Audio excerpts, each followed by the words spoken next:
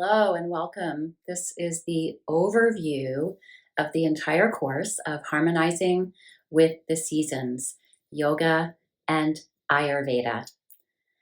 And I'm Regina Trailweaver, and we are sitting down and taking the time to explore what we are made of, understanding that we are the microcosm that reflects the macrocosm. We will explore the pathways that brought us to the Mahabhutas, the five elements, and the systems that come from these five elements. And then we can head into practice that will support our journey as we discover and uncover what we are made of and what this world is made of. Understanding ourselves as the elements that we are made of and are all around us, helping us to create balance, to recognize when we are out of balance, when we get pulled out of balance, we get too much into one element, understanding our tendencies and how those tendencies can pull us in a direction that we don't really want to go. We didn't mean to go in that direction.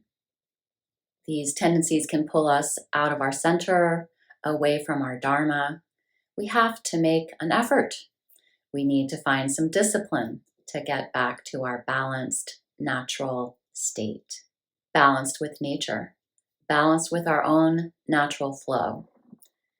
These five elements we will explore come from Ayurveda, but are also found in other systems, Chinese, Western pagan traditions, and other earth-based wisdom traditions. They are not all exactly the same, but they have the same universal truths and a lot of crossover about the natural rhythms and the elements that feed into these rhythms. Incorporating Ayurveda, let's look at the translation. Ayu means life, and Veda means wisdom, knowledge, or science. So Ayurveda is the science of life, the wisdom and the knowledge that we need to live, but that is inherently and innately within us because we are alive. So it's just in a lot of ways studying ourselves, our bodies, these containers. And this science gives us some illumination on the journey. The first element is earth. We begin with what is solid, the most dense, seeable, tangible, knowable, and this includes bones, flesh, body. And in that inclusion, we find strength and solidity of foundation, and that is priti. And then it moves onto water, which is apas, the element of cohesiveness, flow, interconnectivity, and integration. And then we come to fire, Agni, activation, illumination, will, light, digestion, both physical and mental, energetic, and emotional, really digesting all of our experiences. And then we head into a little more subtle, well, really a lot more subtle element of Vayu, air, life force, mobility, buoyancy, what allows us to be here, what we cannot see, but what we are exchanging continuously. And then finally, what holds it all, Akasha, ether. This is the sense of context, the element that holds all the elements. And some yogis think of this as love, that love holds space for all of our feelings, for all of our experiences, without judgment. So we'll find out the ways in which we might become more illuminated, the ways in which we are activated, either negatively or positively, and how we can choose the activation and the illumination we most need, the way in which we tend toward certain elements, but maybe need to move towards other elements for balance. Let's begin with understanding Shiva and Shakti. Shiva is the divine energy of yoga and is unmanifest, formless, the ability to be aware of it all, the ether. This is Purusha, the pure awareness with which the universe is endowed. And when we are done with this body, this container, this form, this play with the other four elements, we still have Akasha. And that is where Shiva lives. Shiva, the great, vast expanse, is side by side with Purusha. Shakti is form. What is manifest?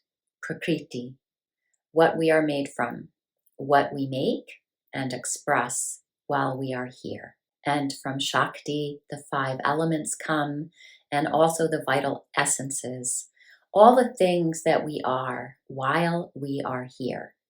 And from the 5 elements comes the gunas. And those are what can cause both imbalance and can be used to help balance. And we'll get more into that later. We're going to really focus on the 5 elements in this introductory session. So back to Shiva and Shakti, Purusha and Prakriti. And Spanda. Spanda is the play between these two, between Shiva and Shakti, between Purusha and Prakriti, between formlessness and form, between ether and substance, the absolute and the relative, infinite and finite, manifest and unmanifest. Spanda is the expansion and the contraction, expanding into consciousness, contracting into form. There are many creation and origin stories in the yogic tradition, not just one, as there often is in other religious traditions. And that's because this is, as I like to keep reminding all of us, not really a religion. It's a philosophy, and it uses story to help us understand things that we cannot really understand or express with the limitations of our minds and our words. So I'm going to just share an origin story that I think is most relevant to what we will be exploring and discovering in harmonizing with the seasons through yoga and Ayurveda, as well as some other earth-based traditions. So this story begins in a time before time, before time, before time, before time. Up in the great unmanifest spaciousness, the vast expanse where Shiva and Shakti are hanging out, in a place of beautiful balance between Shiva and Shakti. And yet, even in this moment, things are a little bit out of balance. Shiva is in Padmasana, full lotus pose, deep in meditation, lost really in Purusha. Both of his physical eyes are closed. Only his third eye is open. He is in a floating space, imagining and making all the worlds unfold within and without. And Shakti is there, being patient, but also impatient, waiting and waiting for thousands of years, waiting to play with form, with creation, with expression. She has no one to play with and interact with, and that is her whole joy. She wants to connect, to interact with, to create, to make things, to feel emotions, to express and commune with her beloved, her counterpart. She's sitting with this still form. She tries to get his attention, but he is deep in meditation. She feels ignored. He is ignoring her. He is not paying any attention to her at all because he is so deep in meditation. He is oblivious, creating and destroying worlds within and worlds without for thousands and thousands of years. Shakti continues to wait patiently and impatiently for thousands more years. He ignores her. She is waiting and waiting, bursting with the need, the desire, the need to connect. Finally, she can't wait anymore and playfully covers his third eye with her two hands. And Shiva is shaken to the core as he is jolted out of his deep state of meditation. His two eyes open and he freaks out. So that's one of the things I love about yoga. Our divine patron of yoga is by no means perfect. Even after thousands and thousands, tens of thousands of years of meditation, he comes out of meditation and he just can't handle it. He has been in a place where he's not seeing as we see, he's not formulating, he's not categorizing, he's not putting everything or anything into ideology, belief, structure, nothing like that. He's just coming from such a different place. He's just deeply shaken and destabilized. He's not doing all the things our minds do with all these elements inside and all around us. So he's just so jarred, and everything drops. Everything drops except Shiva. Shakti drops, slipping and falling, jetting through space. She can see Shiva getting further and further away as she falls and falls and falls. She just wanted to connect with Shiva, but she loses sight of him. She is falling through darkness, nothingness, falling and descending. She falls and falls, feeling nothing. No time, no structure. Just going down, down, down. Then she begins to feel, for thousands of years, by the way, this happens for thousands of years. And after thousands of years, she begins to feel air on her skin. Her hair on her arms stands up. The hair on her head floats up as she continues to fall. She notices this movement.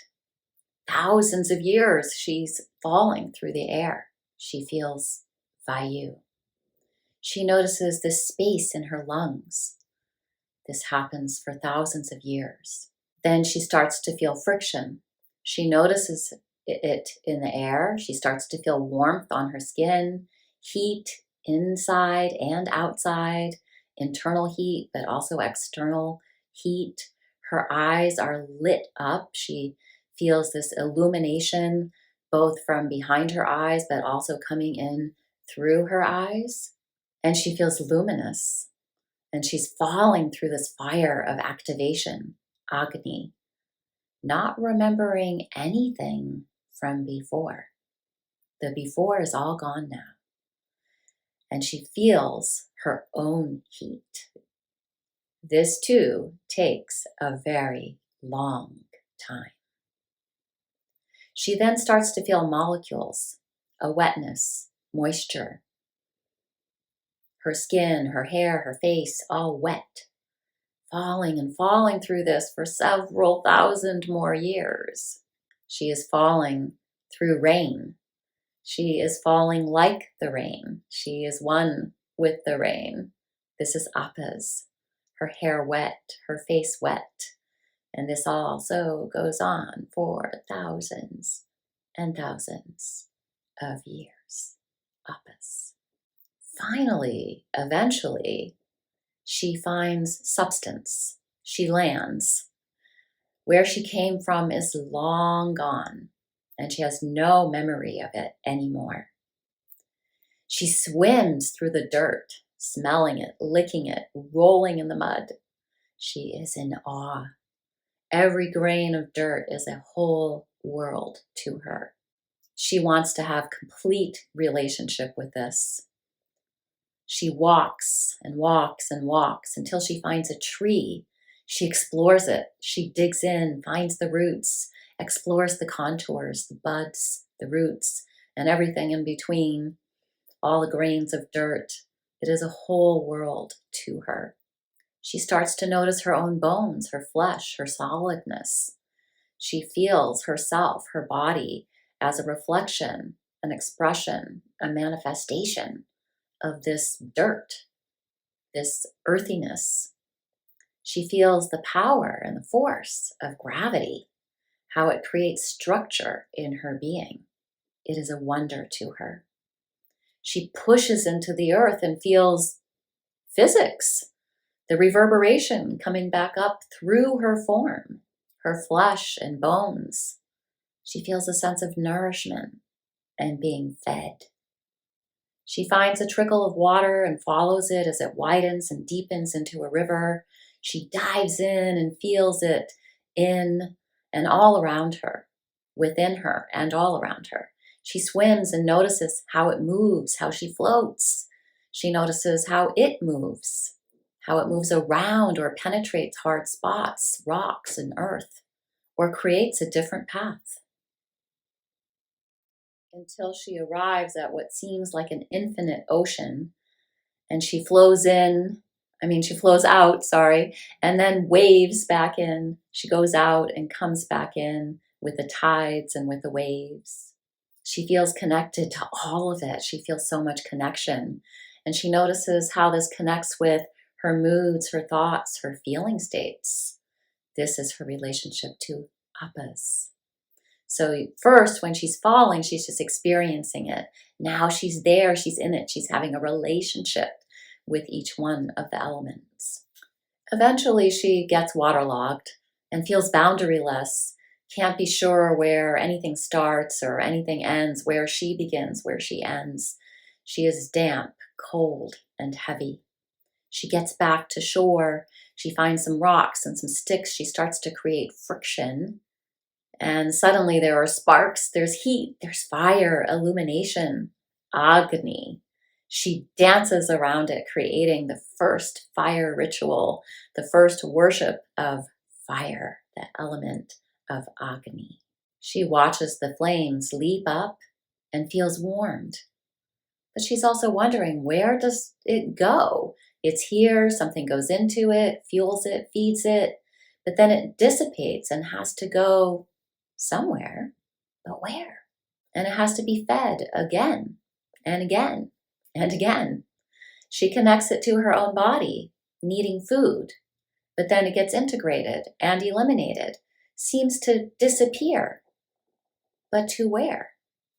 It becomes this energy that allows us to move up and out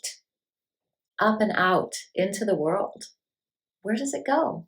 All of this light, energy, and warmth. She plays for eons with fire. She gets burned, learns how to make smaller fires, bigger fires, and ultimately a sustainable fire. A fire that can keep going without roaring out of control or dying out completely. And this is her relationship to fire, to Agni, to the heat, the warmth, the illumination, and the radiance. And now she wanders amongst all of these different elements, really in control of earth and water and fire, feeling her own warmth, fluidity, and solidness, understanding these elements within herself and all around her. She finds a mountain and climbs to the top and feels the breeze blowing, her hair flowing, her lungs receiving the breath, filling up with oxygen. She can't see it, but she can feel it. She has goosebumps everywhere on her skin as she experiences her outer shell and the relationship with the unseeable. She takes a deep breath, filling her lungs. She can feel something in there, some grief, some longing, some power and beauty of this external coming in and filling her. She realizes this is intimacy. She exhales and all that is inside of her goes back out. And so she comes in to relationship with Vayu, air. She begins to experiment, to study the air within and all around her. She witnesses and plays with her breath. She sees what happens with different ways of breathing and holding and releasing. The bandhas, all of the pranayamas. She notices that she can change her thoughts, even her physiology. through these experiments with Vayu. After all of that study, she still wakes up and feels longing, but does not know what she is longing for. She keeps feeling it, this sense of longing, but she has no memory. She starts to make a tall mound. She's powerful. She has a lot of strength, and she's able to build this mountain, really, in a way, trying to get higher, trying to move closer to the sky. Again, you may recognize this story shows up in other wisdom traditions and faiths as well. She's making a form, a lingam, sometimes thought of as a phallic symbol, but really just a sign of fertility, of what is possible, of potential. She closes her eyes and remembers something greater than the four elements, something that holds all of it. What is it? What is it? In her meditation around this form, as she wanders around this mountain, as she builds this form, is much like the mountain, but not the mountain, because the mountain was created out of the elements, and she herself, Shakti, is creating this form. And she's balancing all of the elements fully within. And in this meditation, she remembers Shiva, the infinite, that vast expanse, her beloved, the formlessness, the unmanifest, her other half. And this is the journey of yoga, to dance and play with what we have, balance as best as possible all of the elements, and to be in awe, to be in awe, to be in awe of it all, that we are made up of this. What we see outside of ourselves is inside of us, is us. What is us is outside of ourselves as well. All this world, this earth and its atmosphere, all living creatures, is billions and billions of years of evolution, filled and filled with wisdom and with nutrients. Every drop of water, every bit of heat, light, and sun that penetrates us, the air that we breathe is here from this amazing process, this atmospheric creation. So how did we get here? How are we here? And what else is here? What holds all of this? What holds all of this? And that is the designing and forming principle of the five elements. And the return of Shakti to Shiva.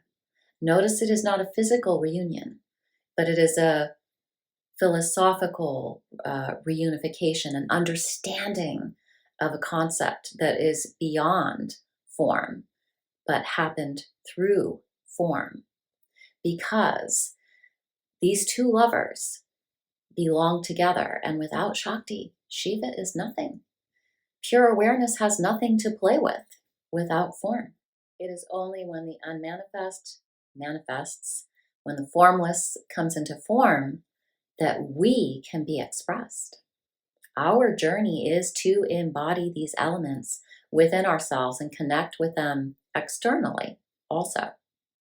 And it can be messy and chaotic to be fully Shakti as we roll in the dirt, get tossed in the waves, swirling in the water, losing boundaries and then finding them again, getting pulled out and away and then pulling back in, finding that fire, stoking the fire, strengthening your will and your action, finding your alignment, and then honoring your breath, honoring what is outside of us, feeling the moving in and the moving out, the intimacy of that relationship.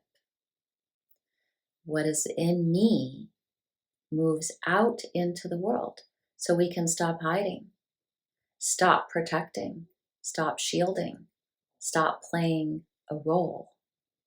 Just be in that exchange. In to out, and out to in. And then remember that there is a view so much more vast and expansive than we can conceive of. We are telling the story. I am using these words to try to uncover and discover these meanings. And we know them deep inside. And that's why we can understand the story, even though we understand that there's so much of it we don't understand. But we use the words. They help us to connect. It's what we have to try and understand all of this. But it really is outside of words. It's in a vast expanse of formless, infinite, beyond words. But we do know it, and we will do our best to play within it. Shiva and Shakti, the Purusha and the Prakriti, the pulsation between these two, the spanda, the expansion and the contraction, this universal tremor that is reflected in every cell of our being, every cell also expanding and contracting, birthing and dying. We see it in the moon cycles and how it interacts with the waters, the oceans, the tides, rising and falling. And our emotional states, very similar also, falling in love and then not so much, finding out how close love and hate really are to each other. And without love, we would not have sorrow, and without sorrow, we would not have love. So if you don't have sorrow, you don't have love. So if you want love, and so on and so on, the back and the forth, the in and the out, the expansion and the contraction of our emotional states. Becoming friends with all of that. Recognizing that expansion, which our culture so applauds, more, better, more and more, keep expanding, growing, developing, just endless expansion. Next quarter, make more money. But it's actually not healthy. It's not sustainable. It's not the principle of life. It is so out of balance. Contraction is an equal and necessary force. And the seasons remind us of this natural rhythm, back and forth between expansion and contraction, and then trying to find that balance.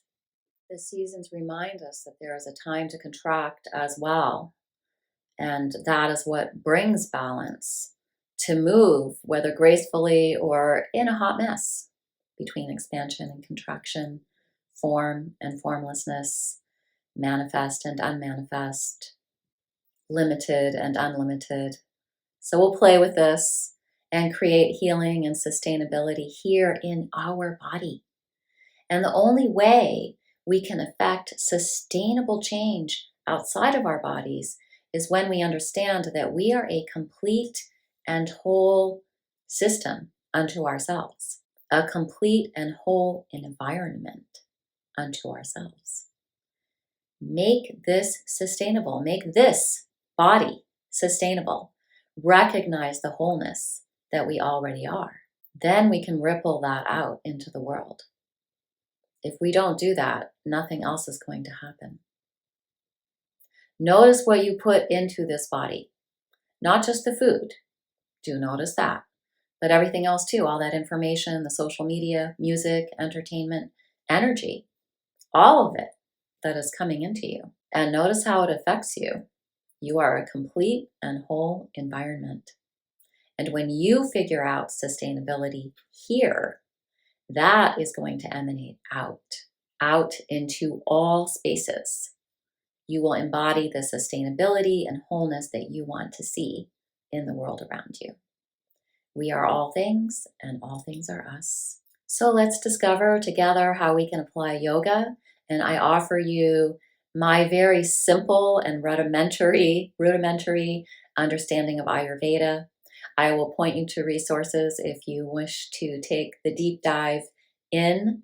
I have studied deeply with Dr. Claudia Welch, Dr. Svoboda, and other Ayurvedic teachers, including Janet Stone. And yet still my understanding is simple, but it's the householder understanding. And that meaning that those of us who can't just go and be Shiva up in the cave and meditate for our whole lives, but actually have to, feed ourselves and pay our bills. And yet we want to take care of this container and really play and have fun while we're here, just as Shakti did. So we can have both. We can have it all, Purusha and Prakriti, Shakti and Shiva.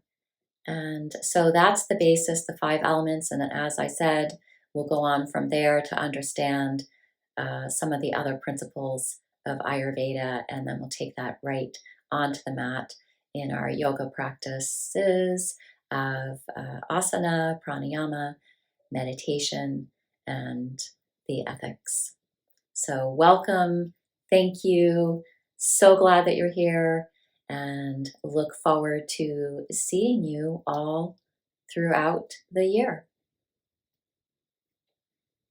Namaste.